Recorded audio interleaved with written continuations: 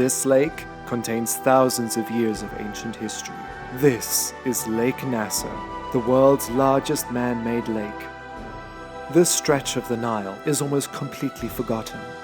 Glorious reminders of ancient Egypt and their neighbors to the south, the Nubians, with its temples dedicated to mysterious gods. The island of Osiris, equal on either side. And tombs built to house the soul for eternity.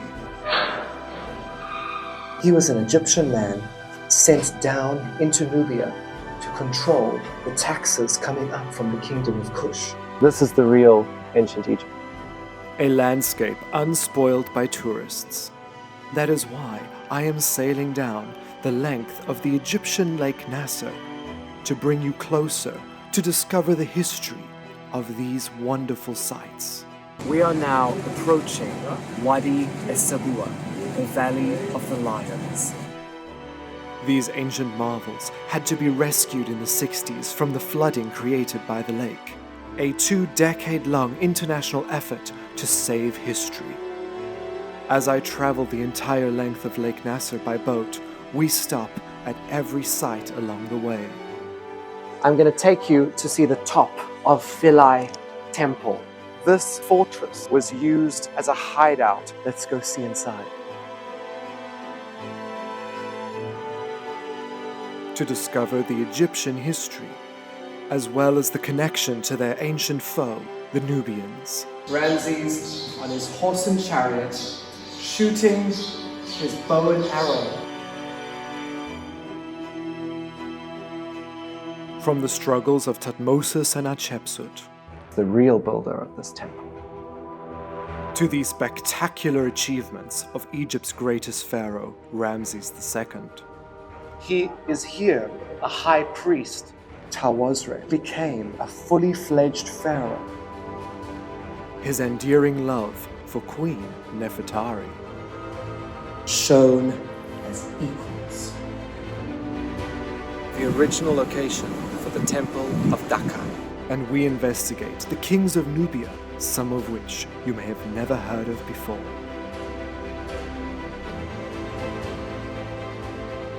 Come with on this epic voyage through 5,000 years of history. Join me as we sail towards the ancient land of gold.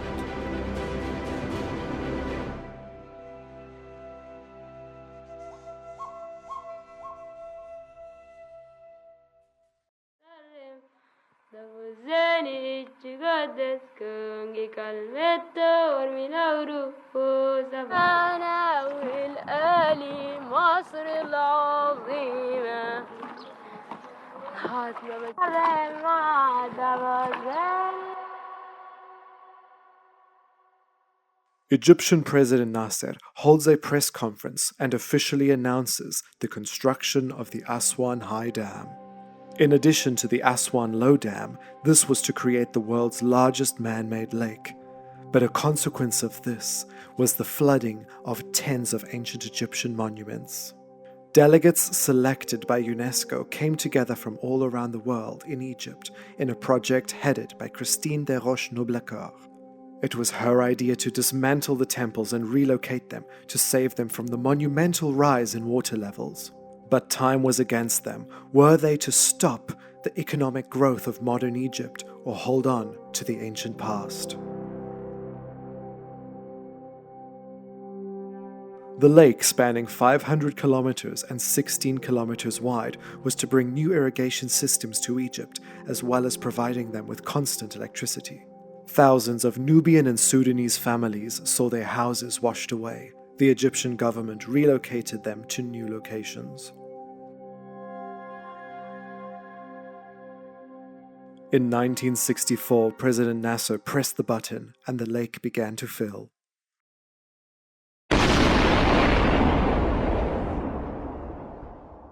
This was the moment that the landscape of Egypt changed forever.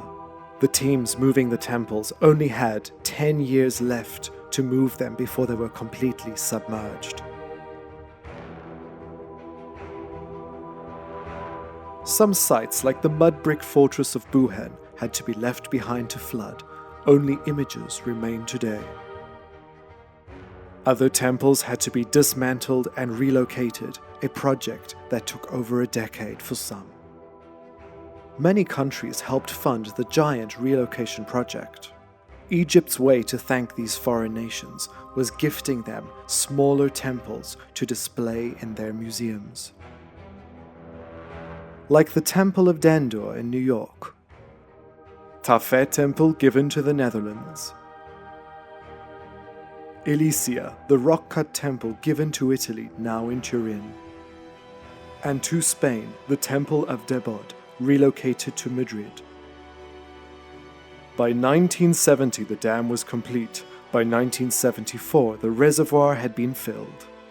The majority of the temples had been successfully relocated. In the late 90s, cruise boats began to take tourists. This closed less than 5 years later. And only in recent years has it reopened with less than 5 boats welcoming visitors.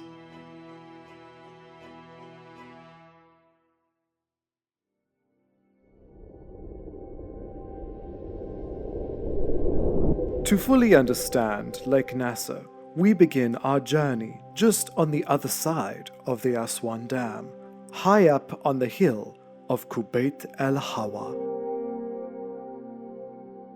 This sacred site that overlooks the glistening waters of the Nile contains tombs starting back from Egypt's 6th dynasty from over 4,300 years ago.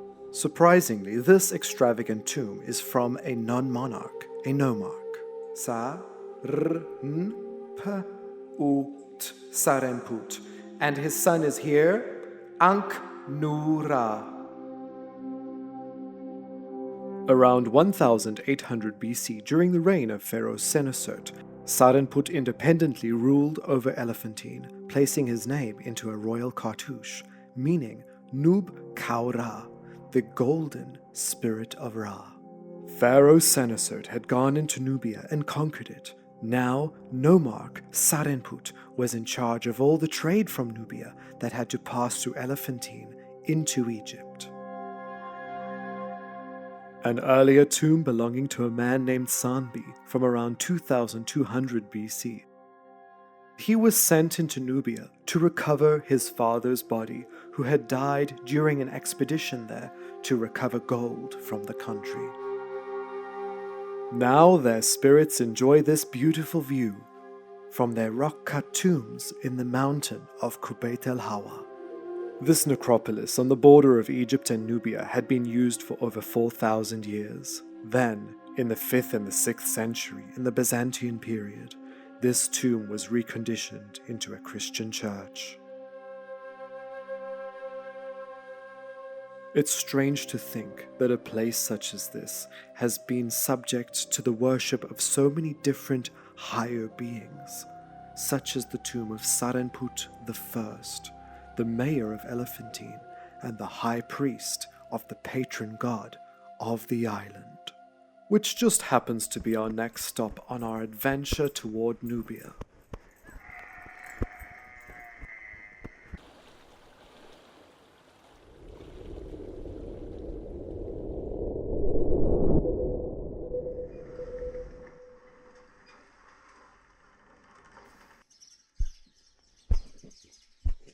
Khnum, the god that was worshipped here at Elephantine, the ram that lived on this island, the god of creation, the one who would mold the image of man.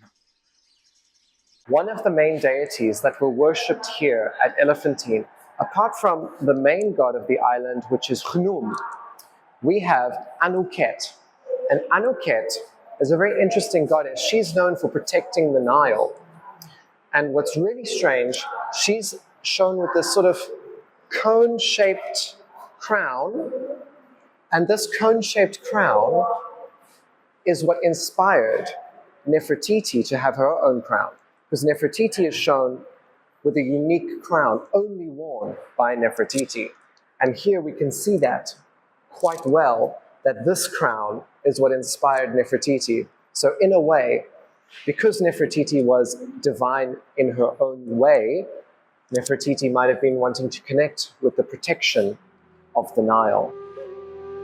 There are many temples on Elephantine Island dedicated to female deities, like this one dedicated to the goddess of love and beauty, Hathor.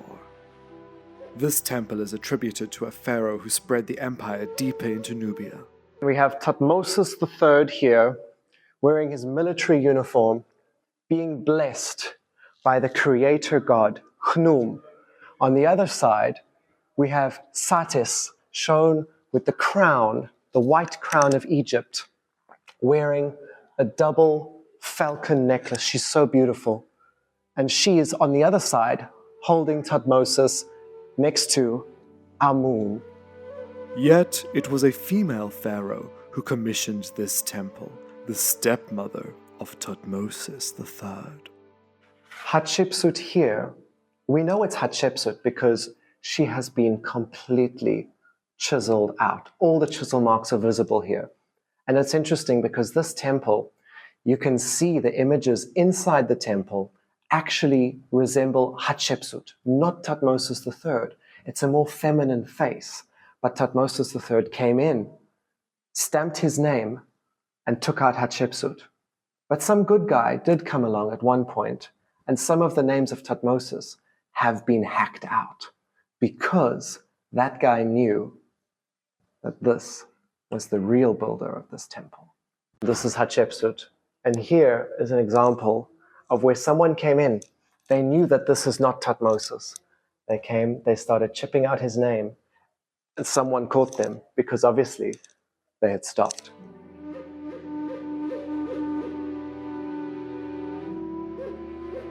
This island was not only a place of worship. Many houses made of mud brick are dotted around, layers upon layers of thousands of years of habitation. We have just been presented with a mummified child's foot, a baby's foot. One of the guys here have found it in one of these homes. It is, you can see the temples, you can see the homes, Lami. But when you come in contact with an ancient Egyptian, a piece of the real person. Different feelings at all. Yeah. And the baby has like only 4 months or 6 months. It seems very, very small. I think only 4 or 6 months, not bigger than this. It's amazing. We can feel their spirit, how this is the real person. Real person, real baby. We can imagine how his father was sad and his mother was sad when he passed away. Yeah. So now, me and you, we went back thousands of years with them with this baby. Exactly. This is the real ancient Egypt right here. Yeah. The first time in my life to see a baby mummified. It's very touching. Yes, very, very touching. Very. Shukran gazila. Elephantine is a strange mix of habitation, temples, and tombs. Around 2250 BC, Hekaib, a nomarch around the reign of Pharaoh Pepi, had fought against the Nubians and became the pharaoh's chief trading officer. Hekaib was revered by many, including his very distant successor, Sarenput. Going back to that mummified baby's foot, it made me think about the people that lived here, not the pharaohs, the ordinary people. What was life like for them?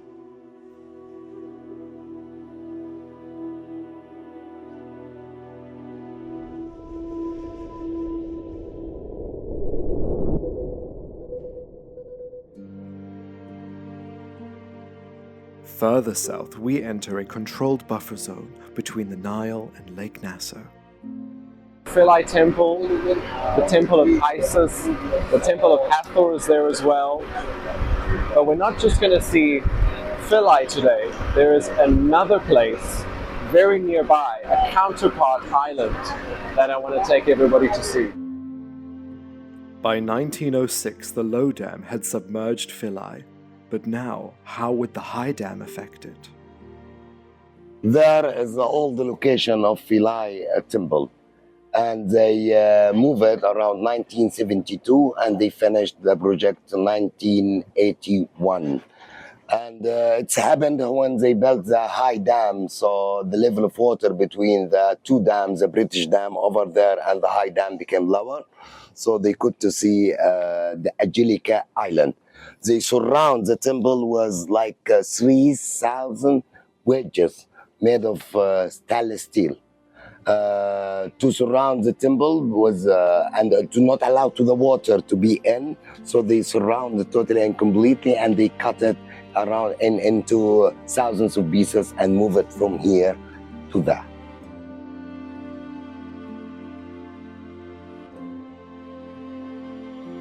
By controlling the water, now one of Egypt's most beautiful temples can be gazed upon yet again.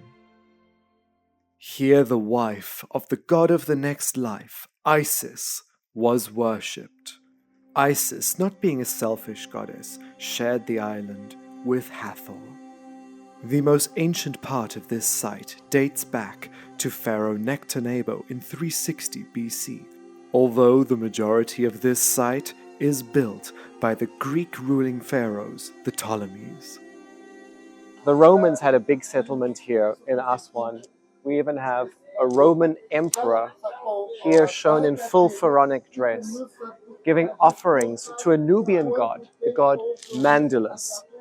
Mandalus's main temple was further south. We will be going there, but it's so interesting that you can see the Romans getting involved in Egyptian and even Nubian culture.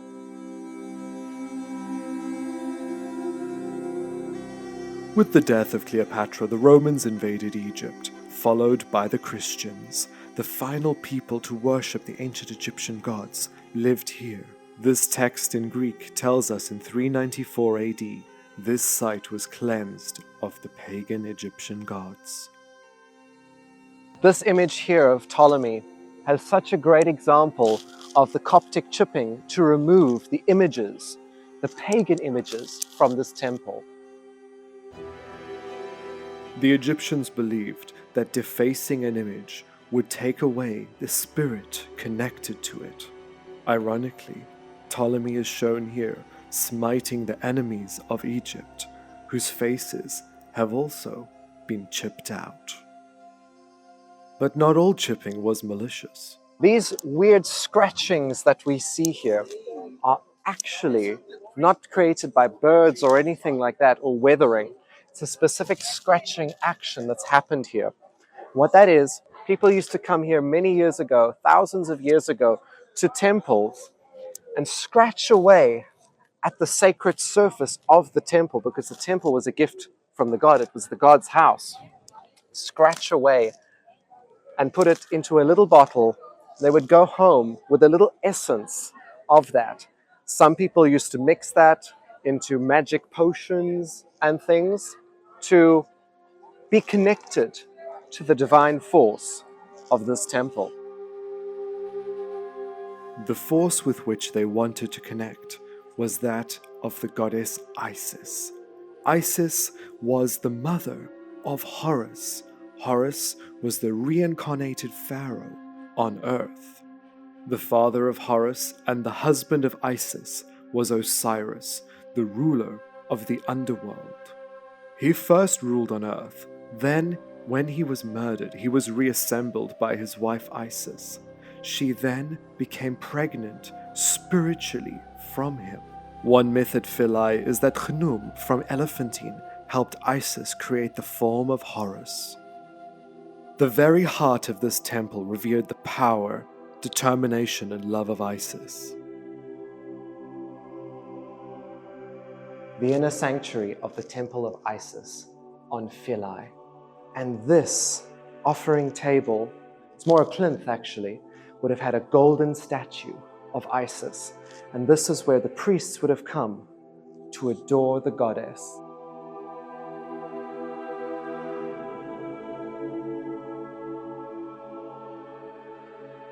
Inside here is one of the most beautiful depictions I've seen of the goddess Hathor, shown as a beautiful woman in the Ptolemaic style with the beautiful head of a cow, so elegantly carved. It's ironic that the Nile almost killed this temple and then saved it. The ancients relied heavily on reading the level of the flood. Down here, we have a nilometer, nilometer, depending where in the world you're from, that's what you're going to call it. And this is how they would have measured whether the Nile was going to flood correctly to make the harvest fruitful. For thousands of years, the flooding of the Nile could predict prosperity or disaster. Up until the 20th century, Egypt still monitored flooding. Now the god of the Nile is controlled by Lake Nasser. The rocks that we see behind us here are depicted even over here. And what's so special about this depiction is it's the god Hapi shown being protected by the snake in his home underneath these stones in the cataracts of the Nile. The cataracts which are here at Elephantine. This is Hapi inside his home. It is something so special. I'm going to take you to see the top of Philae temple. This is quite special to come onto the top of an ancient Egyptian temple. From here, we can see this beautiful landscape, this unique landscape. Built around the temple of Isis. I always connect this temple to the color green because of the greenery that grows around it. The green of the fertility of Isis and Osiris. It is quite special. I think I'm just going to sit here for a little bit and take it in.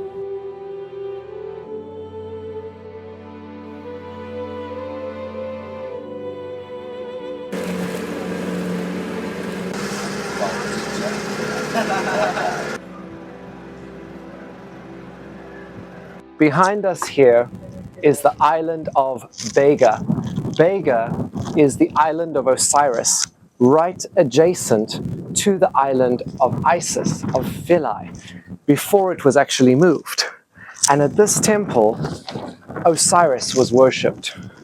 We can see here, this is what it used to look like. This is the island of Bega. There were actually Nubian people living on the island for thousands of years. From here, you can see the main columns. But now, that is all that remains. On this picture, taken from the early 1900s, we can see the archway of Bega going into the temple where the boats would have arrived going to worship Osiris, viewing the original temple of Isis on the other side. Isis, who fought so hard to save her husband, is now no longer in view with Osiris anymore.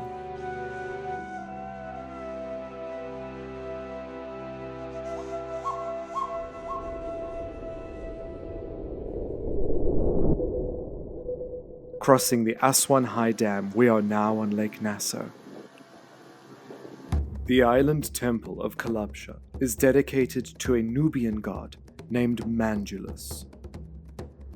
The construction of this temple was completed during Roman Emperor Augustus's reign around 30 BC. You'll actually find throughout many Egyptian temples in the later period that there are empty cartouches. And even though this cartouche didn't have a name in it, someone has tried to just gouge out. Probably just to make sure that if someone was planning to put their name in there, it would ruin their reputation anyway. A temple would now be, erected by the priests to dedicate it to a certain god. And then depending on how the pharaoh was pleasing priests, they could then get their names placed into certain areas to connect them now to the temple because they've reached that level.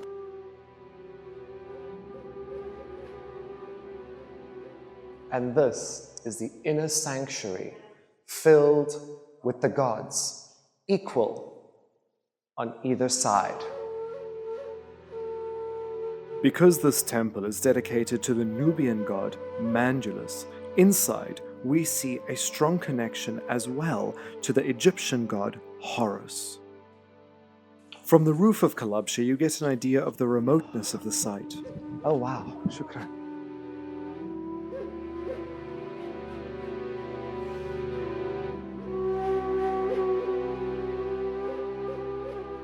One of the theories about why Roman Emperor Augustus completed this temple and dedicated it to Mangulus, a Nubian god, was to get the Nubians on his side before his attempted invasion.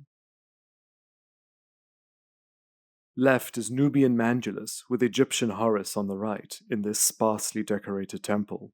Around the back of Kalabsha temple, we have a pharaoh offering to Isis, Horus, and Mangulus in his human form, with a bit of blue paint still on his face, and inlays for precious stones in the eyes.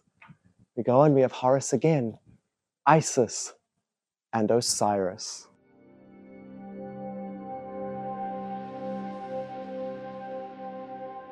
In 1970, the temple was already beginning to flood. Work was started to relocate it.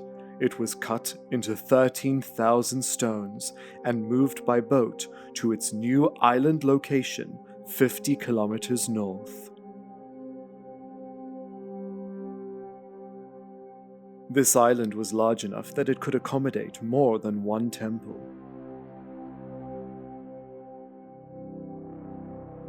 The Temple of Beit al-Wali, built by Ramses II in 1200 BC. This fierce conqueror is shown defeating the Nubians in battle with his two sons behind.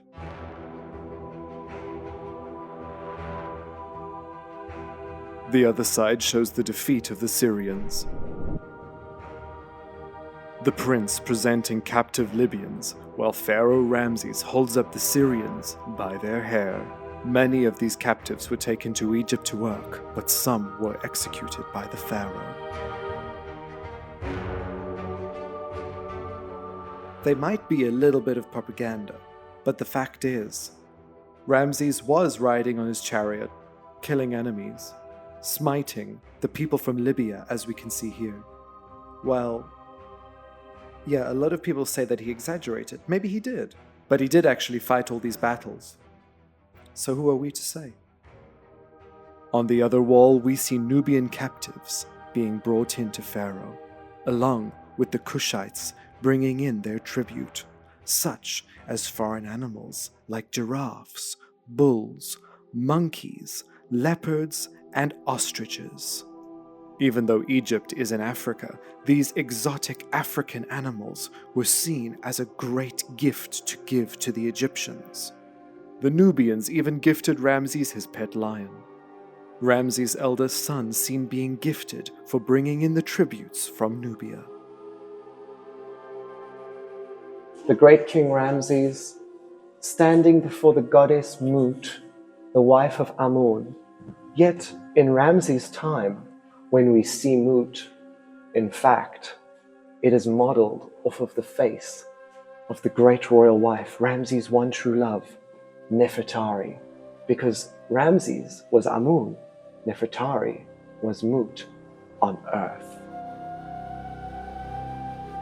Inside the temple of Beit al-Wali are some of the best preserved colored scenes of my favorite pharaoh, Ramses II. Here, Ramses holding a Nubian, smiting him in full color. Look at the red of his skin, the yellow to represent the gold. He's wearing the white crown or the white headcloth. We see here Hathor and Ramses offering to Horus with Selket, the scorpion goddess, to protect from poisons and bites. But look how beautiful the color is here. It's Ramses burning incense over pomegranates, grapes, breads, and they are still colored. It is absolutely beautiful. We have a triad statue of Ramses, Mut, and Hathor. It's incredible. Ramses over here shown again, so colorful, so beautiful. I've never seen him like this. Offering a green goddess, Ma'at, to Amun. Here we have the blue on Amun, showing that he is in his hidden form. It is so beautiful. Amun again being offered Ma'at, being offered justice, balance. It's incredible. Further down, before we go into the inner sanctum, is seen repeated. Ramses now giving jars of oil to Amun, another triad statue, this time with the god from Elephantine. We have Khnum, Ramses in the middle, and Anuket. It is beautiful. We see Satis, another goddess from Elephantine. Khnum, the god of creation, seated, while Ramses II and Anuket come in and give them offerings.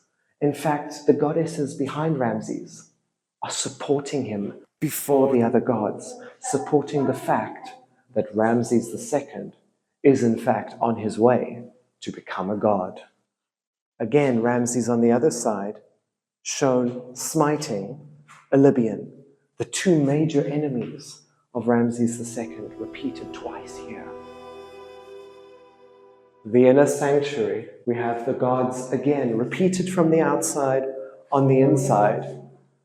But the most amazing thing is this image of Ramses II being suckled by a goddess. Isn't it just amazing? The young prince with a beautiful goddess. Here he offers jars to Ra, Horus. I've never seen Ramses in so much color.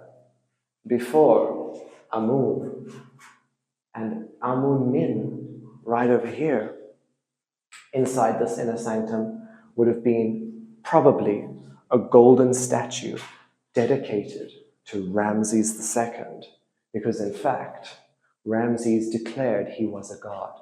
So Ramses would have been in here. We see Ptah on the other side.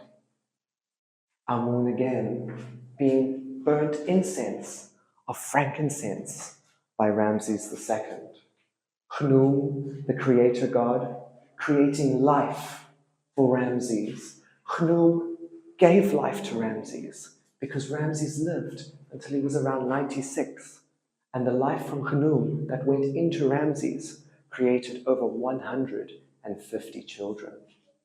And here is the goddess Anuket, yet again suckling the young prince when he was probably around 13 years old, because Ramses became a co-regent with Seti, his father, at around 16 years old. So here he is being prepared. He is being fed by the goddess to become the pharaoh.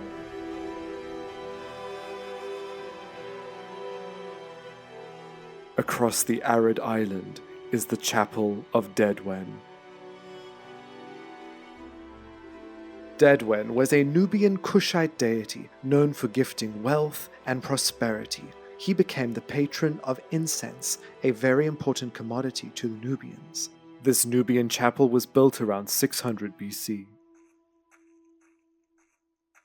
Seti I, the father of Ramses II, erected this giant stela dedicated to his war against the people of Lebanon, because Seti was a great warrior, just as his son would be. Near Seti's stela is another temple by Ramses II, but to see the best part of this temple, we have to go to the Nubian Museum in Aswan. A salvaged piece from a temple of Ramses II. And this giant statue was saved from when Lake Nasser was created and flooded that area of the Nile. It is just absolutely beautiful to see Ramses II in beautiful full color. This temple was called Per Ptah, the House of Ptah, and was issued by Setau, the viceroy of Kush, the Egyptian representative based in Nubia.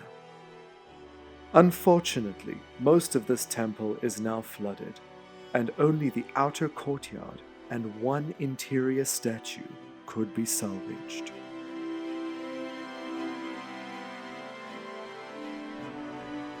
Perpeta was originally located 90 kilometers south from its new location.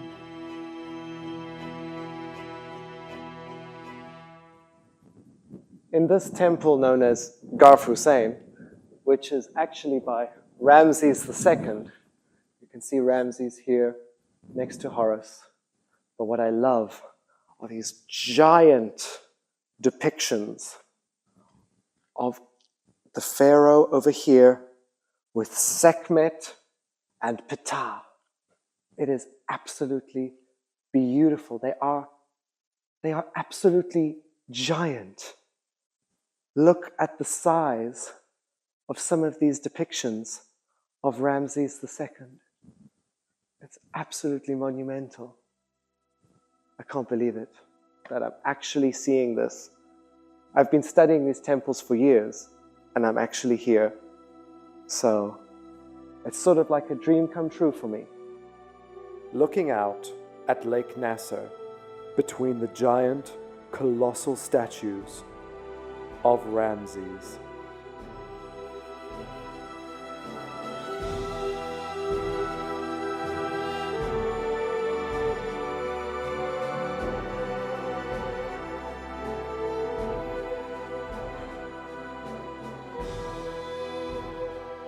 This splendid Hathor kiosk, moved 30 kilometers from the site of Keratasi, was the place where the image of Isis would rest on her journey to Lower Nubia.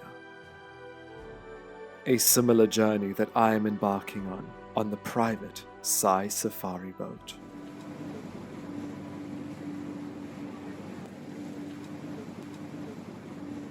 A day's sailing, and 200 kilometers later, we pull ashore for the night.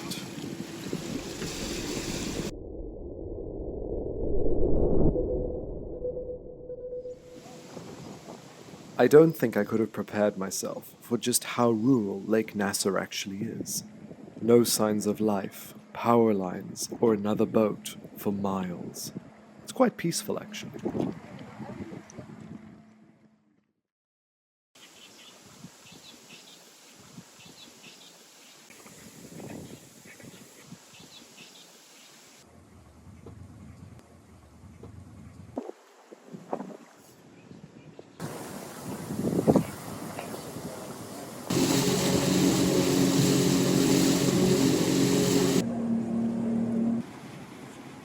The mound behind me, that's now submerged under Lake Nasser, was the original location for the Temple of Dhaka. You could quite possibly count the amount of people that live along Lake Nasser on one hand. They live such a simple life, in such a beautiful landscape. You can't help but wonder, do we have it wrong? Some of the houses you'll see along the lake in the little islands now are so traditional. They look exactly like the houses would have looked 3,000 years ago. Mud brick, the palm leaves to make the roof, the palm stems to make the patio outside. It's very traditional, tradition that hasn't died.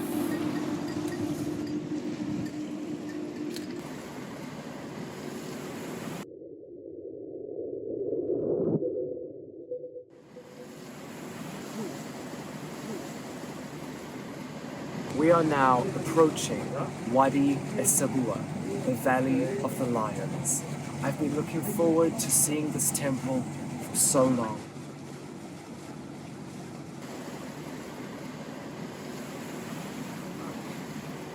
This site has 3 relocated temples. Just over the sand dune, you can see the temple of the Valley of the Lions of Ramses II.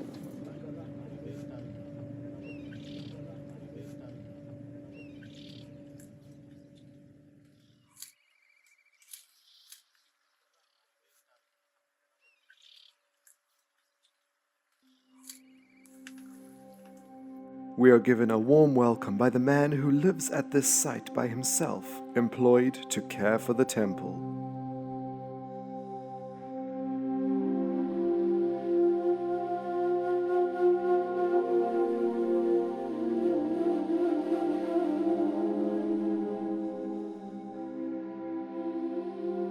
Wadi es-Sebua was built very close to the river and experienced annual flooding. The protective sphinxes were often drowned. Waiting for the flood to subside, engineers had a very small window of opportunity to dismantle the temple and relocate it. Thankfully, by the early 70s, it was saved and moved 4 kilometers inland.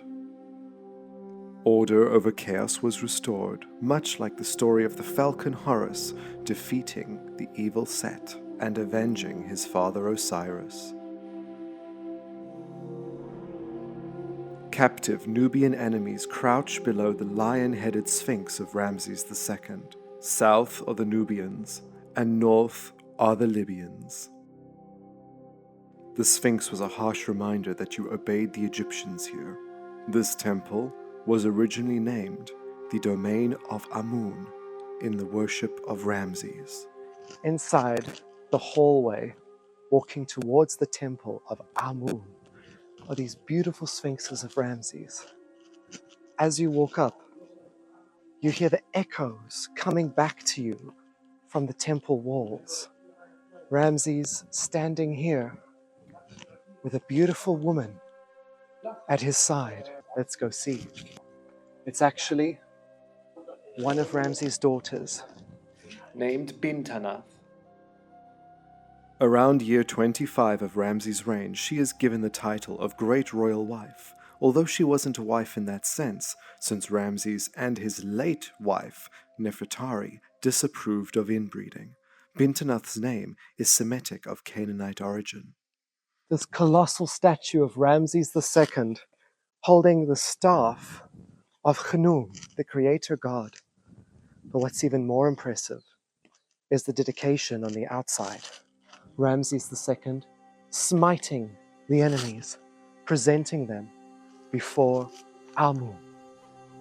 Shown as an equal to the god, Ramses wears the feathers of Amun, smiting the Nubians for him and smiting the Libyans for Ra on the other side.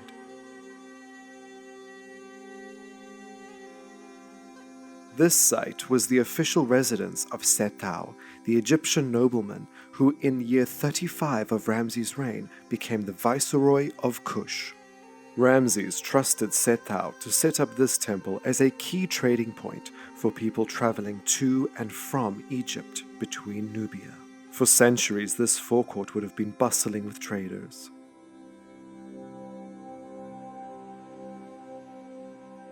But that was all the public was allowed to see. Further in the temple, the pharaoh becomes divine. Inside this temple, Ramses II is declaring himself to be a god. For in fact, we see the god Atum holding Ramses II with his name above. This North Egyptian god was said to have created the universe. Ramses, in essence, becoming a god. On the other side, we see Ramses II offering to Amun, Ra, and in the center, himself.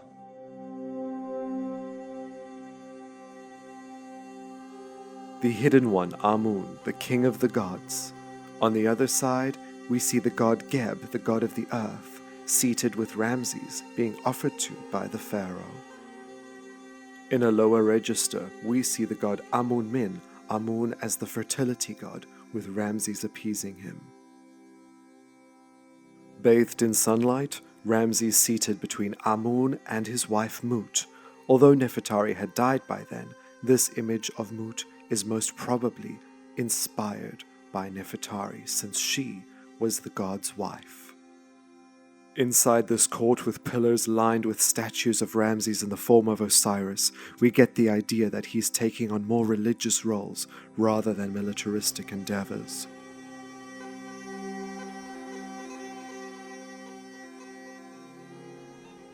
The inner sanctuary here shows Ramses II offering to to several gods. 1,600 years after its construction, this temple was converted into a Christian church. Ramses on either side offering flowers, but now an image has been altered. In the center, we see an image of Saint Peter. This sanctuary would have originally housed the barge of the gods. On the walls, we see Ramses offering to the barge, an event that actually took place here.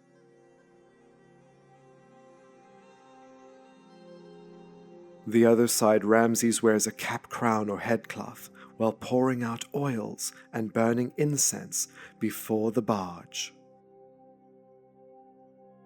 On the barge is the shrine of Amun.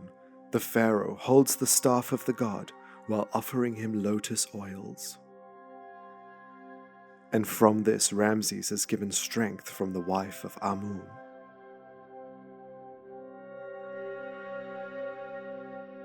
A diverse range of gods here, Anath on the left, Tefnut with the lioness head, Ramses, and the god of hunting and war named Anhur. Ramses had a very deep religious understanding. Religion was probably one of the most important things in ancient Egypt, and to study religion was lifting you onto the level of purity. Many people were not allowed in these temples, so you had to have a deep understanding of what you were looking at. Ramses offering incense to Ptah, himself, Geb, and a beautiful depiction of Hathor shown with the body of a woman and the head of a cow. Quite unique. But what I love the most is Ramses between Hathor and Geb, here shown in full color, wearing his war armor and beautiful blue lapis necklaces. Showcasing so many gods in one temple meant that Ramses was connecting himself to them, like Amun, who is the king of the gods. Two sphinxes holding the key of life, wearing the crowns of Upper and Lower Egypt. These are the sphinxes on the outside of this temple, and they are protecting the name of Ramses II. Ramses wanted to protect his name. That is why he stamped it over and over to ensure we still spoke about him today. Because this was used by the Coptics, this temple, much of the ceiling has been blacked out. But interestingly, Ramses' name has been taken out with the cross. Exiting, I start to think of all of those exotic animals brought from Nubia into Egypt that would have rested right here. 1 kilometer away is a much more recent temple that was also relocated. This temple was made of much smaller stones, and by the early 20th century it had completely collapsed, making its relocation much easier.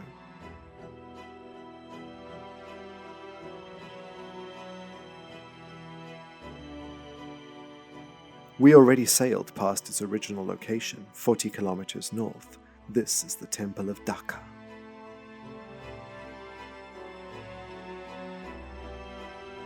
An effigy of the Egyptian god of wisdom, Thoth, was housed in this naos, with this beautiful light effect around. A repeated theme in ancient Egypt, the balance between light and dark.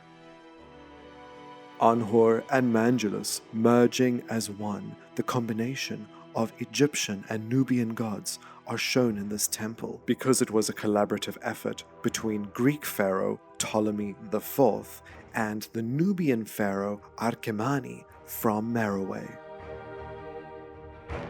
Dating from around 220 BC, the king from deep south in Meroe, Archemani, is shown in this sanctuary.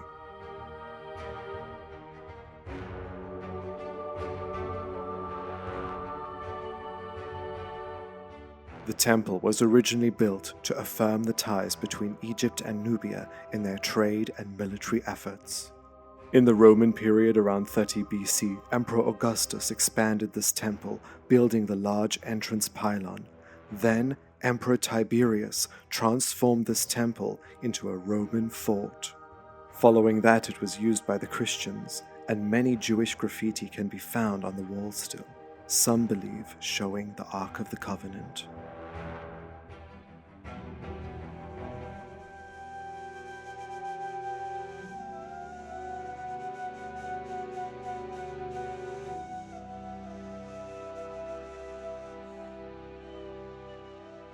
This new landscape of Lake Nasser remains unspoiled, and I hope it stays that way. Another Roman period temple, undecorated, was moved in 1966, 35 kilometers south, now known as the Temple of Merharka. It was dedicated to Isis and Serapis.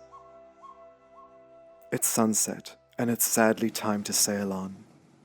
Good night.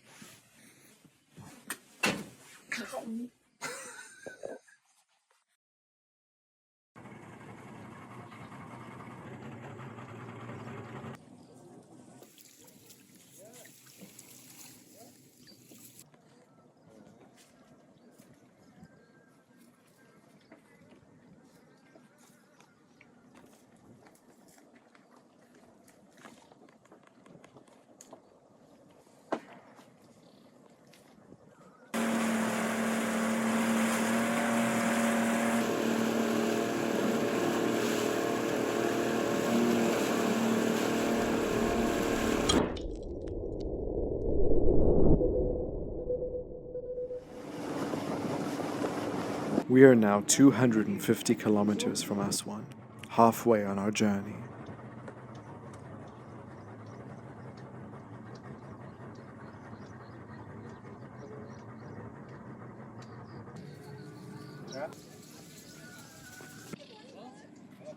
Let's go see the temple at Amada. Our first stop is not a temple, it is a tomb, an entire mountain that was moved 30 kilometers from Aniba near Qasr Ibrim.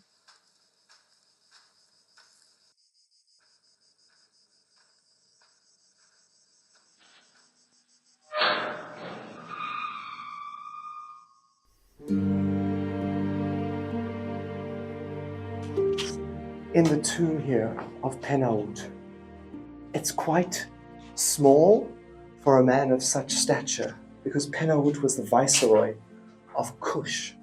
That meant he was an Egyptian man sent down into Nubia to control the taxes coming up from the kingdom of Kush.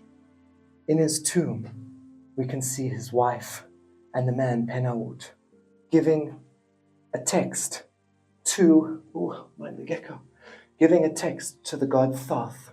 Thoth writing down that they have not sinned. Quite ironic, considering Penawut sanctioned the robbing of the Valley of the Kings during the reign of Ramses VI. And here we see Penawut's wife and himself again before Horus. Horus presenting them to Osiris, shown in his red dress, and this time not with green skin, wearing a nemes and a crown, the white crown. Here we can see Isis and Nephthys behind, supporting Osiris in his decision to allow the viceroy into heaven. Down here we can see Penawut on his knees before the cow goddess Hathor, and Hathor is welcoming him into his tomb. This mound is his tomb, the mound that was moved in the 60s. It's amazing. Here's the tomb inside, and Hathor coming out with the lotus and papyrus, greeting the man. Down here is the most intact image of Penawut in the entire tomb. It is Penawut in the middle, being poured over, being cleansed by Thoth and Anubis. The water painted with this beautiful blue, because Penawut started to gain power. The priests started to gain power, and this is where Egypt began to decline. Over here is Penawut's wife, shaking a sistrum, and Penawut giving an offering of lotus and papyrus flowers to Osiris. We see the solar barge, which would have taken Penawut on his journey to the afterlife. In the center is a triad statue that would have featured Penawut in the middle, maybe his wife on this side, and a daughter on that side. We're not sure, but Penawut was shown under the protection of the cow goddess Hathor coming out of the tomb, the same scene that we see on the walls. Down here is Penawut and his wife and his family bringing the offerings to Horus, giving them back to Penawut for him to enjoy in the afterlife. Down here is probably the most telling scene. It's Penawut shown with two priests adorning him in jewelry, the jewelry that he sanctioned to be stolen from the Valley of the Kings. It is absolutely incredible to see this. We see very few people depicted like this. Here, Penawut is raised. He's shown in a bigger figure than the priests. Thus, he is more important. Usually, a pharaoh was the only figure shown taller than the average person. Now crumbled away, it is in the tomb here that we read that Ramses VI rewarded Penawut for his work done in Nubia. He was a high priest. His wife was a high priestess named Taka, and she used to sing and play the sistrum in the temple at Aniba.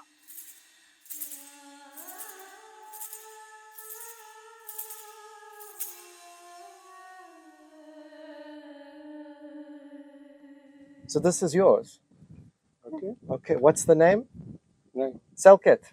Well, it's the goddess Selket, the scorpion goddess who protects you from bites. Here she is. Wow. Just a few hundred meters from the tomb of Penawut is the Temple of Der. In 1966, the relocation of this temple proved to be rather tricky. Since the temple was carved into the mountain, it had to be cut into individual blocks and transported by boat to its new location, preserving the 3,200-year-old temple of Ramses II.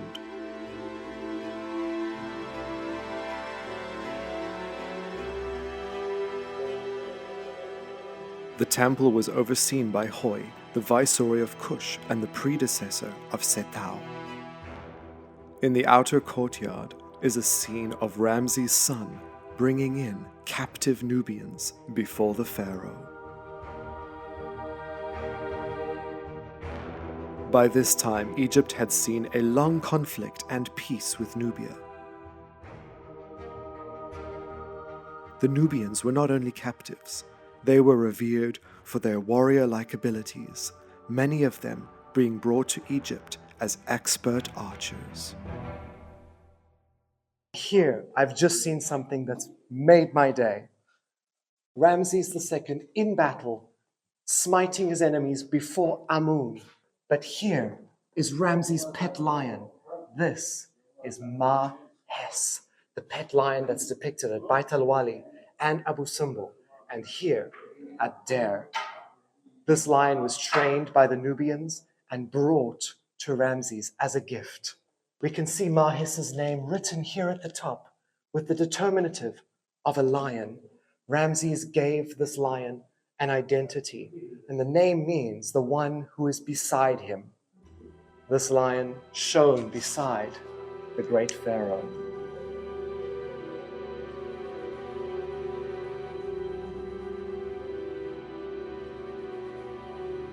Dedicated to a triad of gods, no expense was spared in the decoration. We have Ramses II standing by the tree of life.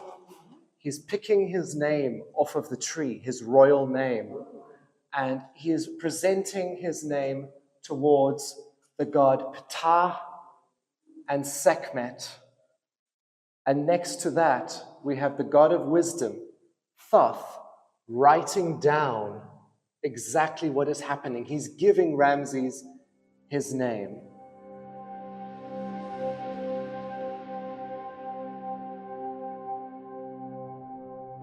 No war scenes inside this temple, rather religious scenes showing the Egyptians' fervent belief system.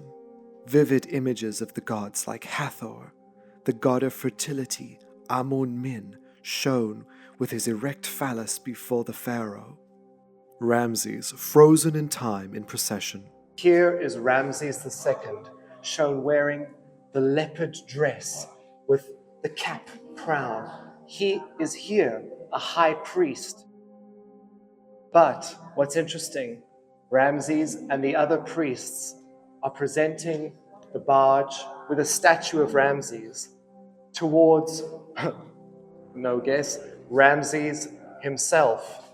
As we go further south, Ramses is becoming more divine.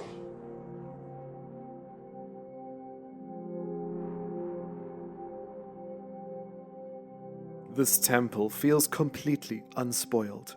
No modern-day lighting, only bursts of sunlight coming through the door.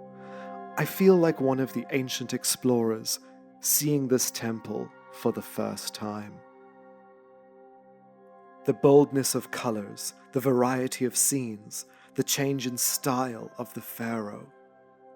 Here we see Atum greeting Ramses II with the key of life. The pharaoh is shown directly with the gods, like Amun, with his beautifully painted blue skin still visible, and the goddess Isis Hathor holding the pharaoh lovingly. Before the sanctuary, Ramses burns incense for Ra and Hathor.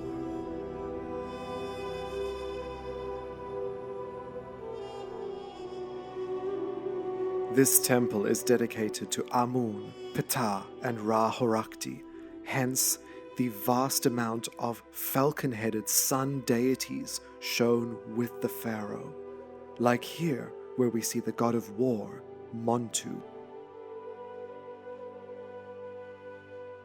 Horus holding hands with the pharaoh as he receives the key of life, while wearing two beautiful blue wings as his war uniform. Ramses offering Ma'at, justice, balance, to Amun, Ramses, and the wife of Amun, Mut.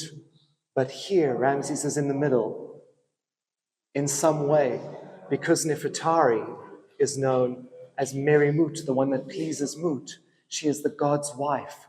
In some way, this is Nefertari, Ramses, and Amun. Nefertari would not be mentioned at this temple since she died before its construction. Hoi, the viceroy of Kush, commissioned this temple to be built to commemorate Ramses' 30th year of reign for his jubilee. It is shortly after this jubilee that we see Ramses taking a step back from his military roles and focusing more and more on his religious duties. The priests raised Ramses to the level of a god for what he had accomplished in the country already. A telling scene is the goddess Seshat writing down millions of years of life for the pharaoh.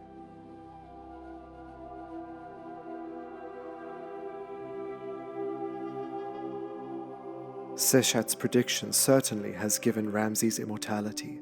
Whether he will be around for millions of years, who knows, but certainly longer than any of us will remember. Ramses on either side greeting us into his inner sanctum, burning incense before the barge of himself. Niches here for stela to be placed.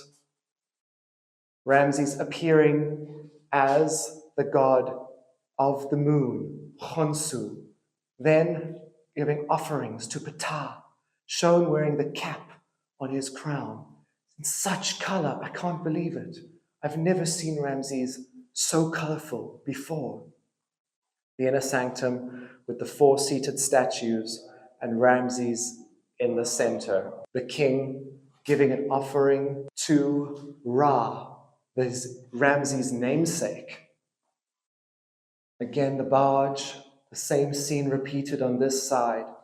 Yet, Ramses II, shown here in the most beautiful color. Look at his skin, the nemes, the blue on his jewelry. It is absolutely breathtaking.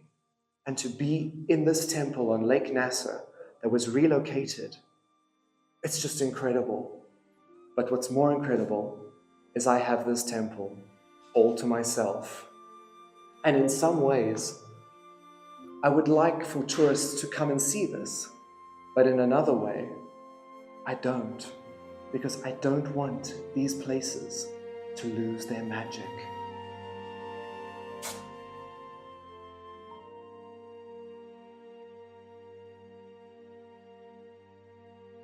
A few meters away is another marvel. This is the temple of Thutmose III from the original location at Amada. This entire temple, because it was so fragile, was loaded onto a plinth and moved here 6 kilometers when Lake Nasser was constructed.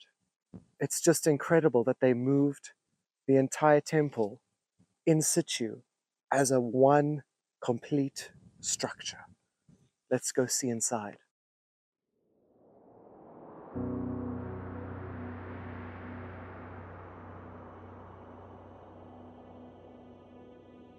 Thutmose III ruled Egypt over 3,500 years ago.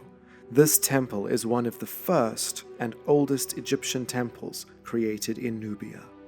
Thutmose III is a mighty warrior, although he's also remembered from the drama between him and his stepmother, Hatshepsut, who also ruled. Many of the faces of Thutmose have been hacked out subsequently after his death. Many successors of Thutmose added on to this temple, calling Thutmose the Lord of Bega, connecting him to the god of the dead, Osiris. Like Ramses years later, Thutmose is also shown being suckled by the goddesses. Many Coptic graffiti from the 6th century can be found here, drawn by Coptic priests who used this as a church and housing. The first court might be largely damaged, but go inside and you'll be astounded by the level of detail.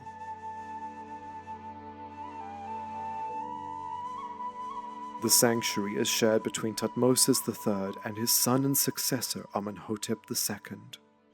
A thought-out slit in the ceiling was carved to allow light to bathe the temple. Thutmose III, shown wearing a yellow nemes, beautiful turquoise necklaces, with the god Ra on this side and Ra Horakti on the other side, giving him the key of life and the other supporting him. Thutmose III wanted to show that he was accepted by the gods after the debacle with his stepmother, Hatshepsut. The thing is, Thutmose was too young. Hatshepsut had to take control to keep the country stable. The priests of Amun supported Hatshepsut in this, and after, they still continued to support Thutmose, as we see him giving many offerings to Amun.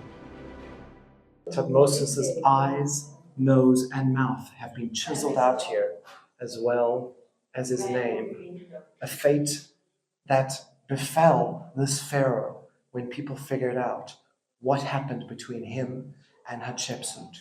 At one point, he started changing Hatshepsut's temples, but the people, some of them at least, were not having it. Painted in blue, the hidden god Amun bathed in a ray of sunlight.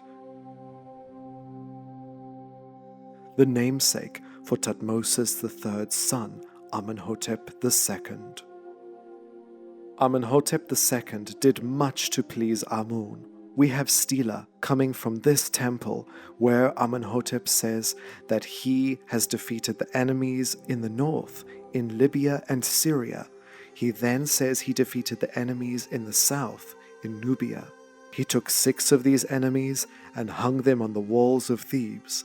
He then went down into Nubia and hung one from a temple in Napata. Amenhotep even says that he hung enemies from the prow of his boat returning from the foreign lands. These were clear warning messages from Amenhotep II to the Nubians. He extended his father's temple, not only dedicated now to Amun, but to Ra Horakhti as well.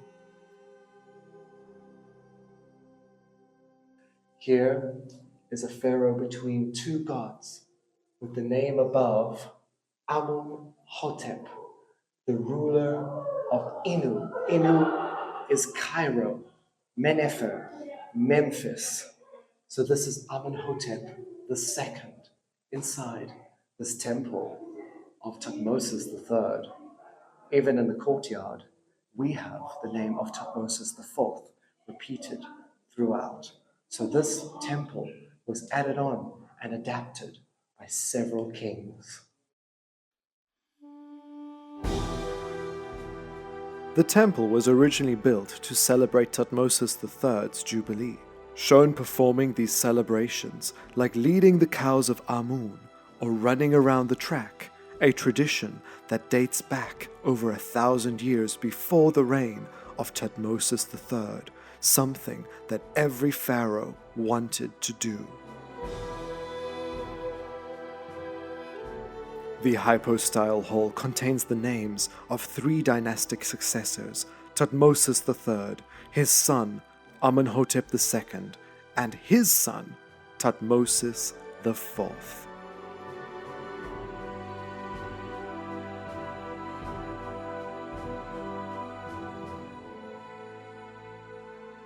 Thutmose is shown on an equal level with the gods, something that Ramses II would do many years later during the 19th dynasty.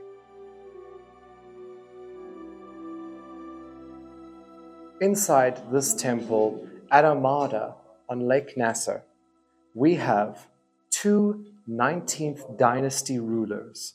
Very interestingly, here we have Siptah. His name is written here, the very young, sickly king.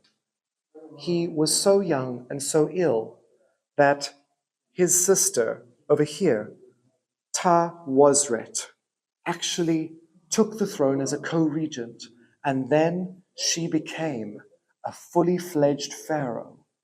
Unfortunately, things went a little bit awry for Ta-Wasret, but it's quite interesting to see that they even left their mark in a temple all the way in the south in Nubia, Siptah and Ta-Wasret.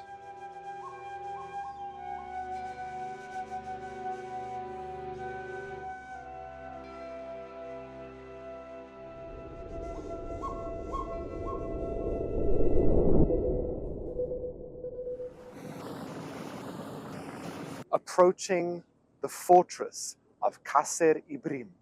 This fortress was first started by Sesostris and built on by several other pharaohs, and even well into the Coptic period, this fortress was used as a hideout, as a church, even for the Muslims who came in here during the Crusades.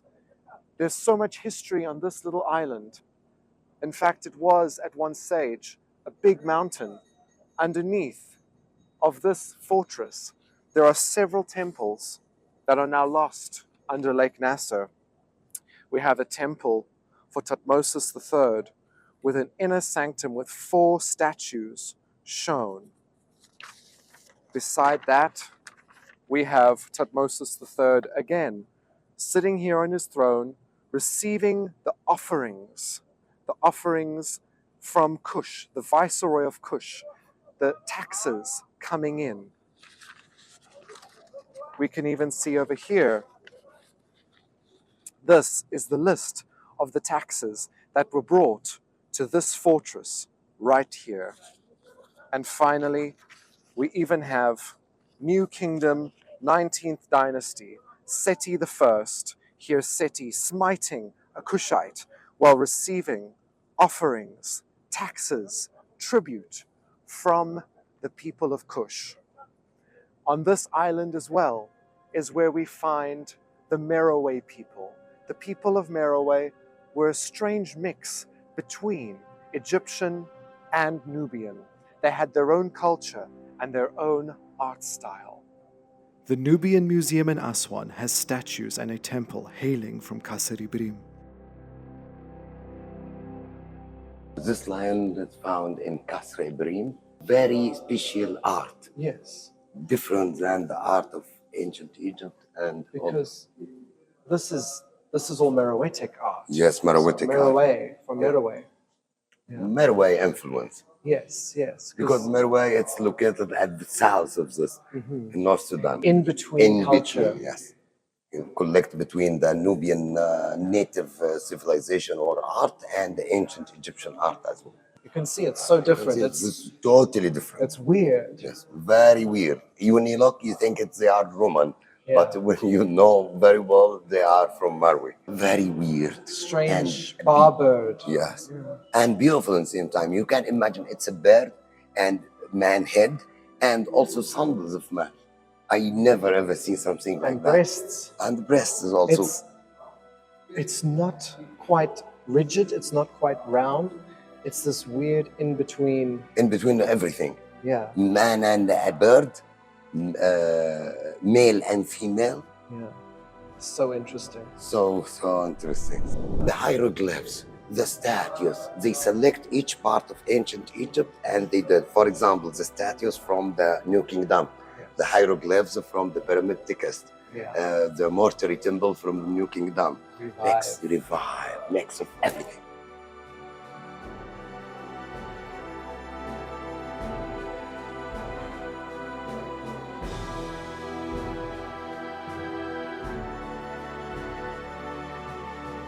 Although the Meroitic people were not from this specific island or this specific region, they were further south.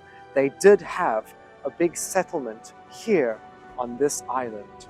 It was the combination of Egyptian and Nubian meeting and creating a unique culture. Sailing on emerges the feared Nile crocodile.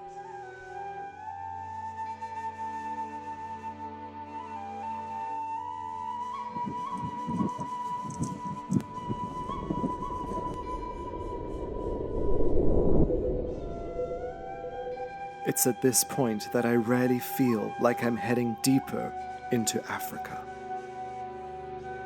As night falls, we scan the bank for crocodile eyeshine. One man draws the shortest straw and has to jump off to moor the boat down for the night.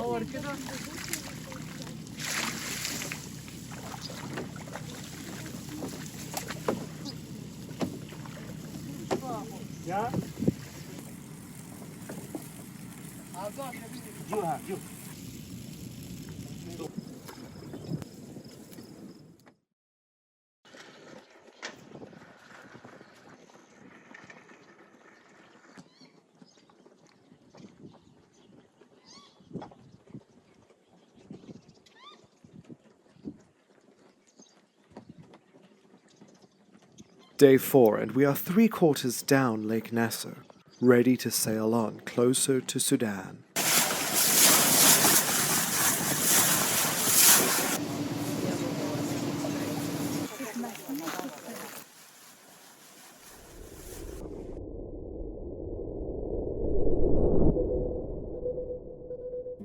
On the horizon emerges two mountains, Abu Simbel. Built by Ramses II, one dedicated to Nefertari and the other to himself. It has been my dream for so long to see these temples from this perspective. I can't believe how privileged I am to witness these temples from the water. It's a moment I will never forget.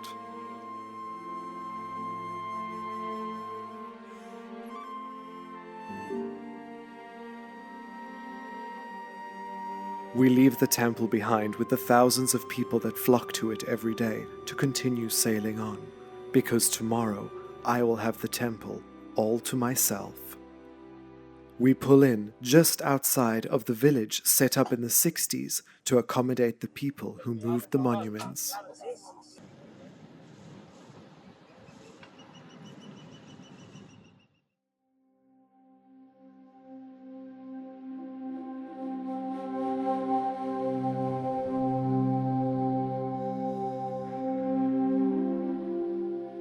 Just before sunrise, the sun lightly kisses the temple, causing it to become a beautiful pink color.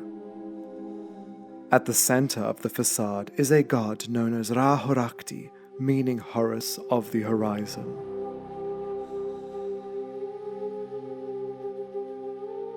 In a smaller figure next to Ramses is his chief wife, Nefertari. On the opposite side is Ramses' mother, Mut Toy. Tied up below their feet are the African captives.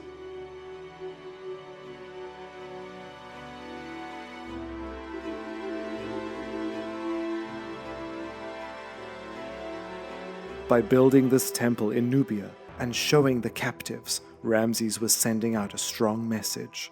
The captives were from Nubia, Kush, Meroe, Libya, and beyond. There is a change on the opposite side below Ramses and Nefertari.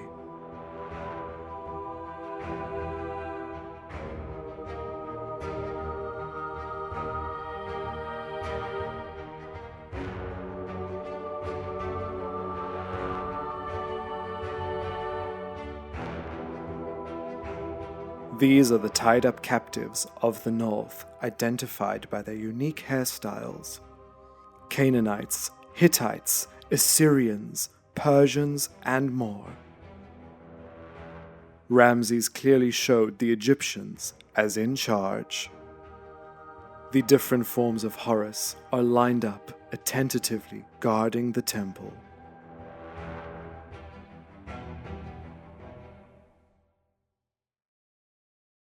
Out of all the relocated temples, Abu Simbel was the most unique and challenging. It was raised 65 meters higher and 200 meters back, each block cut by hand. The entire Abu Simbel relocation project took over 8 years to complete. Astonishingly, even the 2 mountains it was originally carved in was recreated. The temple was commissioned after Ramses' Battle of Kadesh, and took over 20 years to complete. Ramses Pleasing Amun was the ancient name. Now it is called Abu Simbel because in 1813, when explorers were led here by a young boy, his name was Simbel. The temple now means the father of Simbel. As we walk past the colonnaded hall here, Ramses is sitting on either side as Osiris. It's amazing to have this temple all to myself at sunrise, because I get to witness the phenomenon of the sunrise on the statues of Ramses, Amun, Ptah, and Ra.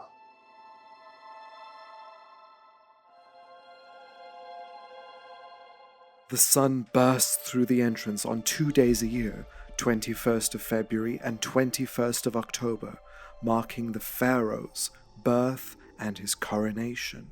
Amun-Min anointed with oil by Ramses on the side, with other images of the Pharaoh giving offerings to the gods. In the sanctum, a barge containing a statue of Ramses as Amun would be placed. It was here that Ramses fully became a god.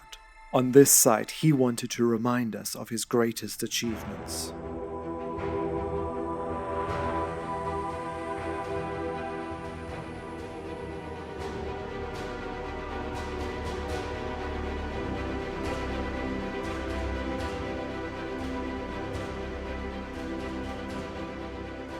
Possibly his most iconic scene, the Battle of Kadesh. Ramses on his horse and chariot, shooting his bow and arrow out towards the fortress of the Hittites. He fought in so many victorious battles, starting from the reign of his father. But the one battle that Ramses was most proud of was Kadesh. The echoes in here, without a single soul. You can just imagine when the priests came in here, burning incense for Ramses, how that would have sounded. Passing scenes like this. Passing scenes like this one, with Ramses II smiting enemies from all nations before the Almighty God, Amun. It is absolutely breathtaking. Ramses on his chariot with his horse, after a victorious battle, returning with Mahes, his pet lion, the lion that we've seen depicted throughout the temples along the now Lake Nasser. Mahes leaping forward, mouth open, tongue out with joy.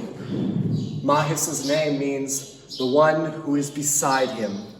This is probably one of my favorite scenes, and people forget about this beautiful, majestic animal that fought in war with Ramses. Before them, we have Ramses' army approaching with their bows, and before them, the captives. These are Nubian captives, bound around the neck and the arms, with Ramses leading them in to the city. On the other side, we can see the Egyptians training Mahes, taken to the battle of Kadesh. The entire battle is documented in this temple. Ramses' issue with the Hittites started back in the reign of his father Seti. Seti won for a brief time, but by the time of Ramses, he wanted to take control. En route to Kadesh, Ramses' men captured 2 Hittite spies. Pharaoh's men tortured them, wanting to learn the truth about Mutawalis, the king of the Hittites, and his location. The men were brought before Ramses. They told Ramses that Mutawalis was 200 kilometers north. Ramses' men continued forward, set up a camp just outside Kadesh across the river, now in modern-day Turkey.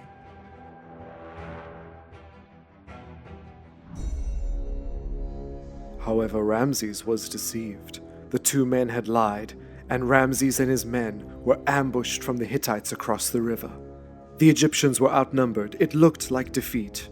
The Egyptians fought valiantly, but then another Egyptian unit arrived, and they were able to chase the Hittites back across the river. Both sides retreated for the night.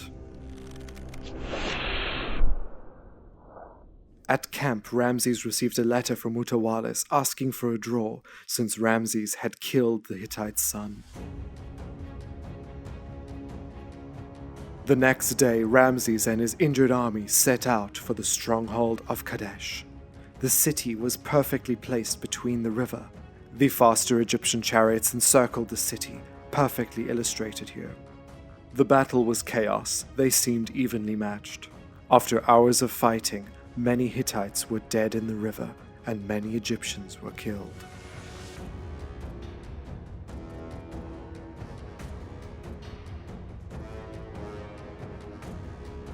Ramses returned back to Egypt as the victor. The total severed hands of the fallen vile Hatti, as Ramses referred to them, were presented to the pharaoh. Some historians say this was boastful, and that the battle was a draw.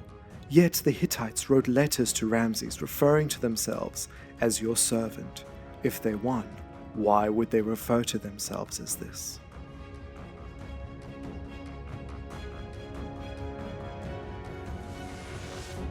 Nevertheless, Ramses II was a great warrior and fought in countless successful battles throughout his empire.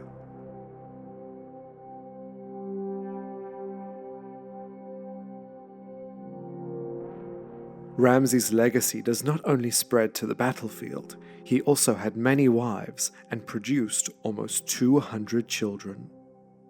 This side we have Ramses' sons, his firstborn sons, starting with Amun-Herkhepshef and ending here, many sons that would ultimately go into battle with Ramses. In scenes here, we can see 3 of Ramses' sons that accompanied him into battle. It was quite a family operation for Ramses II. The young princes are indicated from the side lock of hair, here with his brothers, his name written out, Amun-Herkhepshef.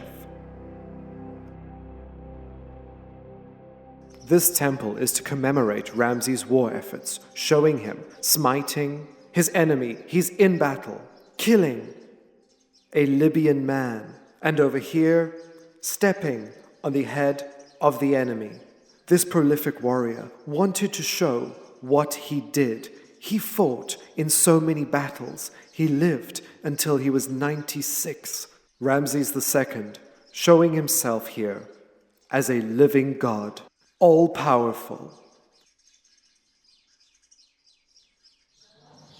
And the god that is worshipped in this temple is on this wall, right over here. We can see Ramses II offering 2 jars of wine with his name, User written here. And another special god, now not seated with a triad of other gods, but as a single deity, wearing the ram's horn of Amun. This god's name is indicated over here. It is Ramses II. Ramses giving offerings to Ramses, because by this point in his life, he had retired from militaristic actions and took a more religious and political role. And for that, his sons became part of the military, and Ramses then was deified. Although this is not the first time, many pharaohs were deified. Above, we can see where Ramses II had his coronation, at Jebel Barkal, down in Sudan, just a few kilometers from here. There's Ramses standing before the serpent coming out of the mound. That signifies the sacred mound of Amun in Nubia. Visually, Amun is distinct from his crown with 2 feathers. He often appears with blue skin, as he was the hidden god, the god that was always present. Amun had many roles in ancient Egypt. He was the supreme god, the king over all gods. He was connected with the strength of the ram, which is why Ramses often wears the ram's horn of Amun. Lord of truth, father of the gods, maker of men, creator of all animals, all things great and small, Lord of things that are, creator of the key of life. This is how Ramses referred to Amun, even including him in his birth name. He is always shown in the company of the gods, like the fierce lioness goddess, Sekhmet, the one who symbolized strength in war. Apart from the god of the living, Amun, Ramses also connected himself to the god of the dead, Osiris. Ramses becoming Osiris, becoming a god, meaning he will be reborn and live forever.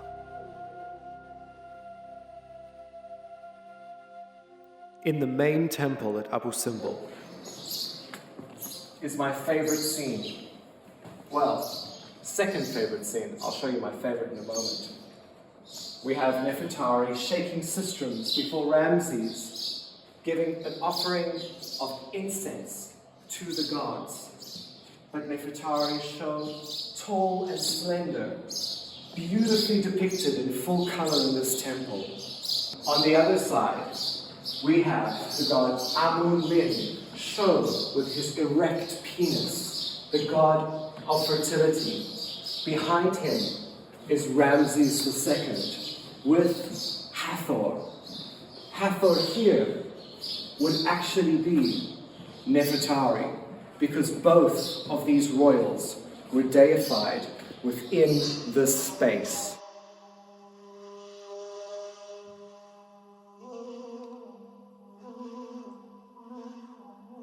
My absolute favorite scene inside Abu Simbel is this one. It is Ramses with the goddess Mut. Yet Mut over here is again Nefertari. Nefertari is holding him behind the head, pulling him in by the arm, ready to give him a kiss. It is so touching, so beautiful, so romantic, exactly how Ramses II was with his wife. Their religion was based on balance, and we can see the balance here between female and male gods blessing Ramses. We know that the ancient Egyptians held women in high regard, and Ramses was no exception to this. A rare scene shows Nefertari as a young woman with the side lock of youth, shaking the sistrum before Hathor.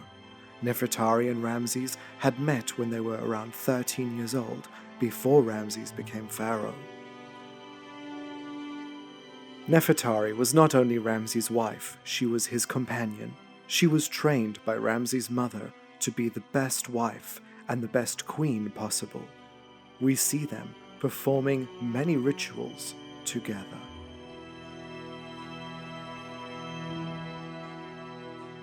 The second columned hall features Ramses in intimate, direct scenes with the gods.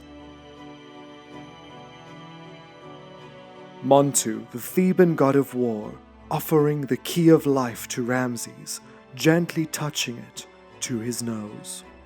Montu's hand reaches to the back of the pharaoh, supporting his head, supporting him in his efforts.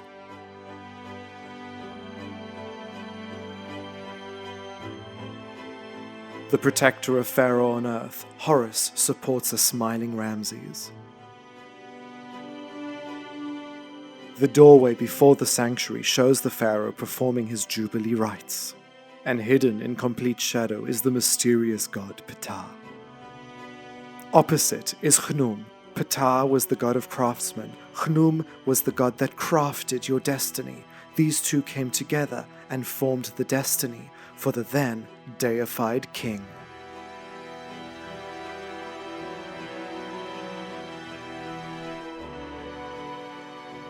The outside of this temple contains a closer look at the life of this pharaoh.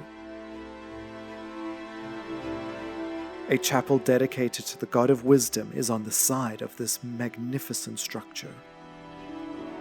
A head of Ramses lays in the sand. It broke off during antiquity in an earthquake.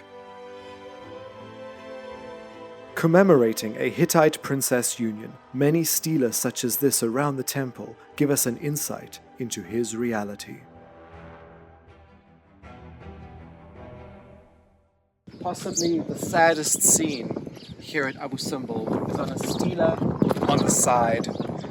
It is showing Nefertari seated on a throne, enclosed by a canopy that usually was associated with death.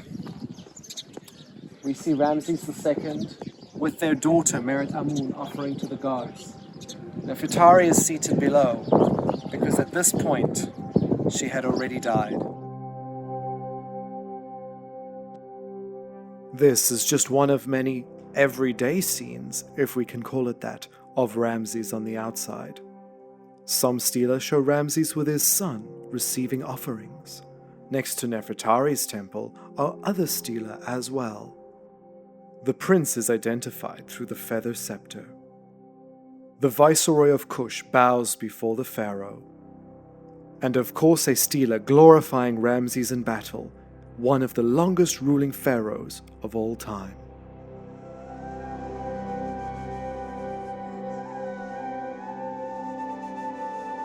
Though just a few steps away is the second temple, dedicated to Ramses' love of his life, Nefertari. She is one of just a few queens to have an entire temple dedicated to her by her husband and Pharaoh.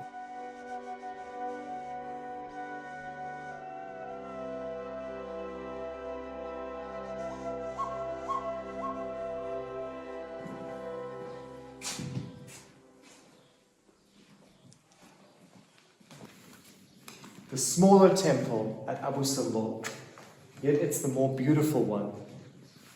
It's the first time I've ever been in here by myself.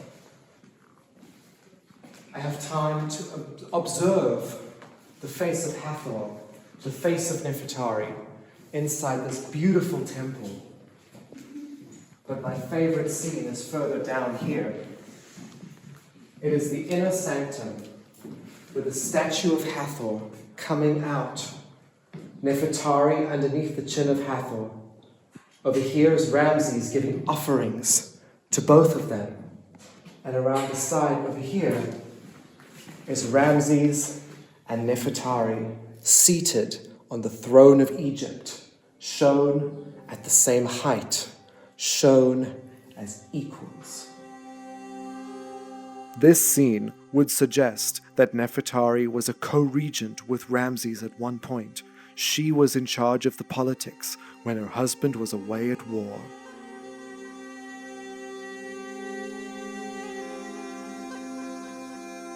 One event would cause Ramses to change everything.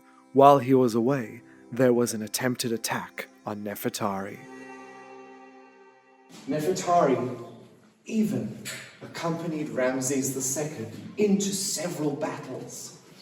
A strong woman behind her even stronger husband. She's shown here supporting him, wearing a beautiful dress with the long hair and the beautiful looped earrings. Next to her is Ramses smiting his enemy. They are quite a team, I would say.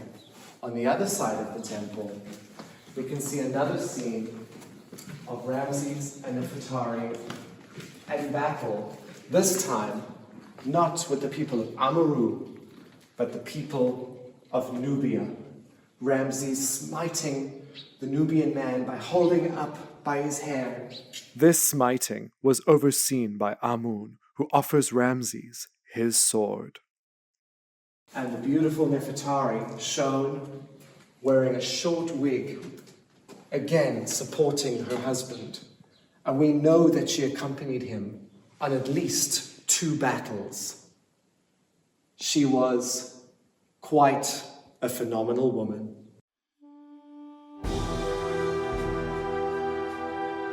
A very strong female presence is in this temple, not only through the gods, but through Nefertari's image repeated over and over. She wears the mother goddess crown of Mut. Ramses shown wearing the horns of Amun, connecting these two spiritually. The king holds out incense. This act would have been for eternity, as when people walk down the center, he's burning incense for the offerings coming to his great royal wife. Nefertari selected the other wives for Ramses. We can see that these two had a strong bond, not only for their love, but for their country. Above the queen is the name of Ramses, and above Ramses is the name of the queen. They were equal. Inside Nefertari's temple, with the columned hall with Hathor and Ramses and Nefertari repeated several times, we see Ramses giving offerings to the gods to ensure a peaceful life for him and his wife. We see Nefertari again shaking the sistrum before Hathor, with Ramses right behind Hathor, wearing the horns of Amun, offering to Ra. In this hallway here, we can see Ramses giving an offering on this side to Hathor, shown in the barge. Yet, repeated on the other side of this temple is Nefertari performing the exact same role as her pharaoh husband, Ramses II. Here is Nefertari offering lotus and papyrus to Hathor on the barge in the marshes. The crowning of Nefertari. Here we see Hathor, we see Isis, and they are placing the crown of Mut, upon a young Nefertari. In this way, they are proving that Nefertari has become a goddess. We know that Ramses was not born of a royal family line. He was born in the north, in Avaris. Nefertari was born in Luxor, in Thebes, or Waset. There is slight evidence to suggest that Nefertari's family were of noble origins in Thebes. She was the perfect wife for Ramses. Not only beautiful, not only intelligent, she could secure Ramses' future to becoming a fully fledged god. By marrying a woman of such stature, it proved to the gods and the public that he was worthy. Ramses II, shown with the god Set, the god of chaos. They are both here because on the other side we have Horus, the balance, making the pharaoh a balanced ruler, showing the chaos and the justice coming together. And of course, Ramses II was born in Avaris, a Hyksos capital, where the god Set was revered. Even Ramses' father's name was Seti. So this is a rare image of seeing Set and Horus placing the crown of Upper and Lower Egypt on the pharaoh. Here, Ramses writes a dedication where he says that Nefertari is the one for whom the sun shines. He wanted to show the importance of his wife, and thus he put these two statues of her on the facade at the same height as himself. Standing next to their parents are the children of Ramses and Nefertari. Here is a young prince. On this side is another young prince, shown with their beautiful side lock of youth. And what's interesting is, beneath the father, we have the sons. And next to the mother, we have the daughters. And here are Ramses and Nefertari's daughters, the young princesses. It's heartbreaking that Nefertari never saw these temples completed, as they reflect her name, the most beautiful of them all.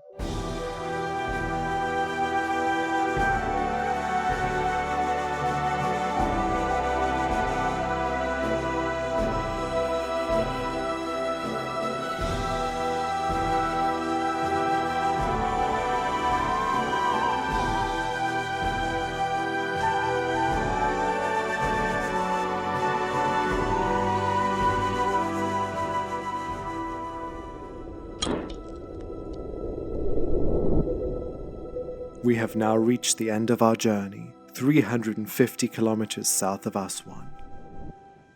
Sailing over Balana, the burial site for Nubian kings between 400 and 600 AD, before Christianity took over.